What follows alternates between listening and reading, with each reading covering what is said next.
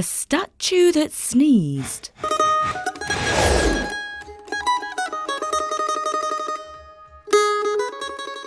Mr. Kim was a man who in today's language we might call chilled. He liked to do nothing better than to sit out in his yard in the sun and play on his lute. Meanwhile, his family, which included his old parents, his wife, his 4 children and a puppy, didn't always have much to eat. One day his wife said to him, "Get up, you lazy layabout, go and get something for us to eat." Mr. Kim finished the tune he was playing before rising to his feet, stretching and saying, "Sure thing, my primrose petal." So he went off up the mountain path with a sharp eye for something good enough to keep his family satisfied for a while.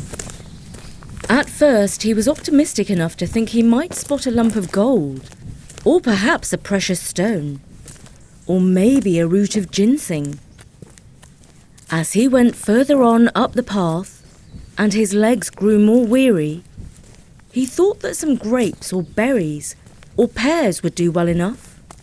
No doubt anything worth finding near the path would have been picked up already by some lazy, good-for-nothing. So, Mr. Kim decided that it would pay to be a little more adventurous. He scrambled over some rocks, and then down into a ravine, and up the other side. Finally, his eyes were rewarded with a magnificent sight.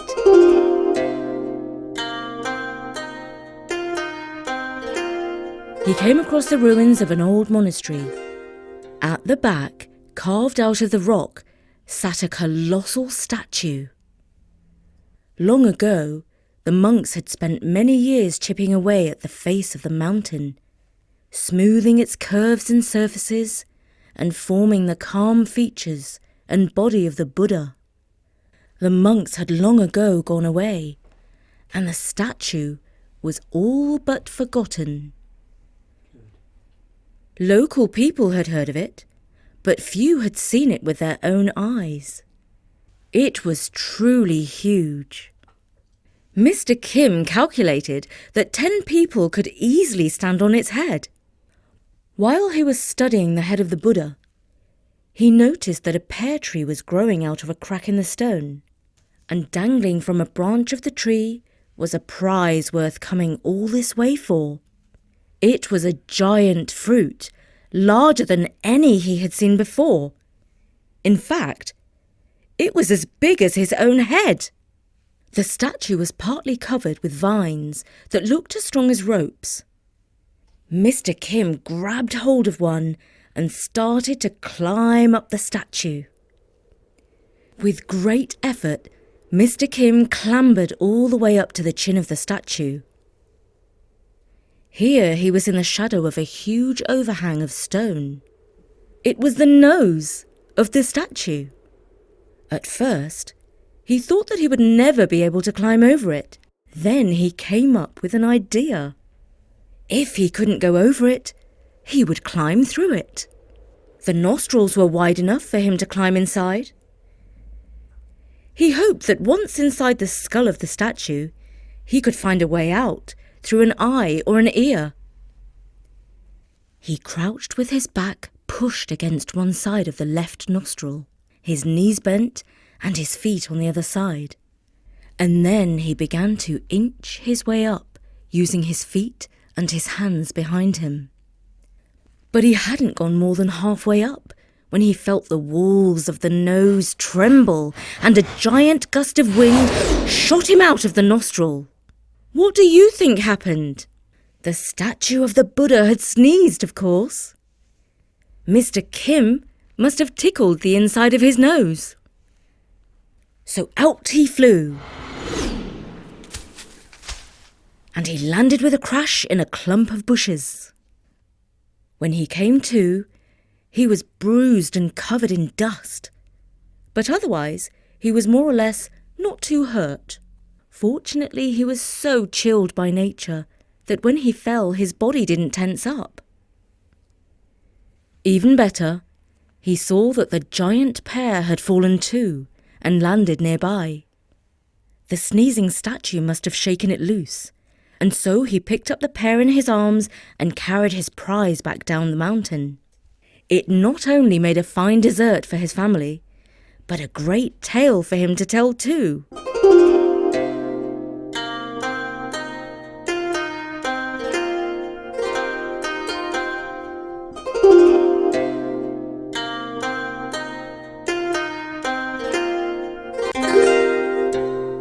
And that was the story of the statue that sneezed. Bertie, what did you think of that story? What I really liked was the kind of image of this giant statue in the middle of a lonely part of the mountain. And I could kind of see the smooth features of the Buddha. I thought the story was really funny, the way he sneezed Mr. Kim out of the nostrils. And we have another story with a statue coming up in just over a minute. So don't go away. But first, it's time to give a shout out to our fantastic sponsor, OutSchool. OutSchool is a place where you can find a whole host of online classes for your kids. Both our kids have been trying out OutSchool over the past month, and the verdict is in. They love it! My 11-year-old son Sasha has been doing an art class learning to draw birds, and he's about to start a new class to learn Russian with OutSchool. And yep, he loves it. He gives it a big thumbs up. My daughter Sophie, also 11, loves it too. She's been doing digital art and has been taking part in a weekly Shakespeare class. She tells me that she really enjoys interacting with children in other countries through OutSchool. OutSchool is very affordable and has an abundance of choice for classes and subjects. I'm giving my child a gift that's going to last a lifetime, and you can too. To learn more about all OutSchool has to offer, and to save $15 off your child's first class, go to outschool.com/storynori. That's outschool.com/storynori to save $15 off your child's first class. outschool.com/storynori. Yes, do take up this offer because OutSchool really is fantastic and your kids will love it. And now, on with the story. The Mole's Wedding. On the bank of a broad river stands a great stone statue. It is many meters tall, and the wind likes to play and whistle around its head. Its feet and base sink deep into the ground. Now once upon a time, a mole lived in a burrow beneath the feet of the statue. He had a daughter whom he loved dearly, and thought she was the most beautiful mole who had ever lived. In fact, he thought she was the most lovely living thing in the world. When she was almost grown up, he set out to find her a suitable husband. Only the grandest and most powerful husband would do for the mole's wonderful daughter. He consulted far and wide, and all agreed that His Royal Highness the Great Blue Sky was above everything else in glory and magnificence.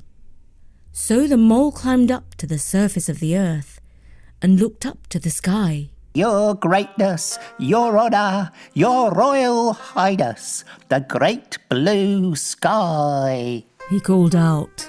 I am told that you are the most powerful and glorious thing in the whole wide world. Only my beautiful daughter will make a fitting match for one so wonderful as you. Will you marry her? And the great blue sky looked down at the mole and said, Dear sir, thank you for your kind offer, but I'm afraid that your information is not correct. His royal radiance, the sun, is more powerful and more magnificent than I. Only when he rises Can I wear my bright blue robe? When he goes down, darkness covers the world. Better take your charming daughter to him. So the mole thanked His Royal Highness the Sky and called up instead to the sun. Your greatness, your honour, your royal radiance, the sun. He called out. I am told that you are the most powerful and glorious thing in the whole wide world. Only my beautiful daughter will make a fitting match for one so radiant as you. Will you marry her? And the sun shone down, dazzling the poor mole's eyes that were not used to the light. And he replied, Dear sir, thank you for your kind offer, but I am afraid that your information is not correct. His Royal Fluffiness the Cloud is more powerful than I. For when he flies in front of my face, he covers me up and blocks my light. The world falls dark when he so chooses, not I. So the mole thanked His Royal Radiance the sun and called up instead to the cloud. Your greatness, your honour, your royal fluffiness, the cloud. I am told that you are the most powerful and glorious thing in the whole wide world. Only my beautiful daughter will make a fitting match for one so magnificent and fluffy as you. Will you marry her? And the cloud, who was in a dark mood, frowned down at the mole and said, Mr. Mole, I'm afraid that your information is not correct.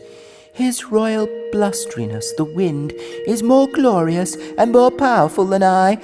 When he blows, I cannot resist his force, and he drives me as he wishes. It is he, not I, who makes the world go dark or light. I suggest you present your charming daughter to him. And so the mole thanked His Royal Fluffiness the cloud and called out to the wind. Your greatness, your honour, your royal blusteriness, the wind. I am told that you are the most powerful and glorious thing in the whole wide world. And the wind huffed and puffed, making the mole's hair stand on end, before replying, Mr. Mole, I'm afraid your information is not correct. I am not the most powerful thing on earth. His royal stoniness, the statue, is more powerful than I. For although I whistle and play around him all day, my strength cannot budge him 1 inch. Huff and puff as I might, he does not move, let alone topple over. So the mole thanked His Royal Blusteriness the wind and spoke at last to the statue. Your greatness, your highness, your royal stoniness, the statue. I am told that you are the most powerful and glorious thing in the whole wide world. Only my beautiful daughter will make a fitting match for one so magnificent as you. Will you marry her? And the statue tilted his stone head and stared coldly down at the mole. Dear sir, thank you for your kind offer, but I'm afraid that your information is incorrect, for there is one more powerful than I.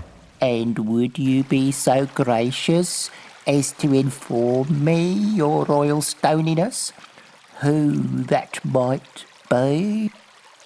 Certainly, that person would be the mole, for he digs his burrows right under my feet. In doing so, he undermines me. One day, I might sink down into his burrow and topple over into the river. Thank you, Your Royal Stoniness, for that interesting information. And so he returned to the burrow where all the moles lived and spoke to his neighbour. As it happened, his neighbour's son had gone to the underground school with his daughter. And they were extremely fond of one another. They made a wonderful love match and were soon married and had a family full of lots of beautiful moly sons and daughters.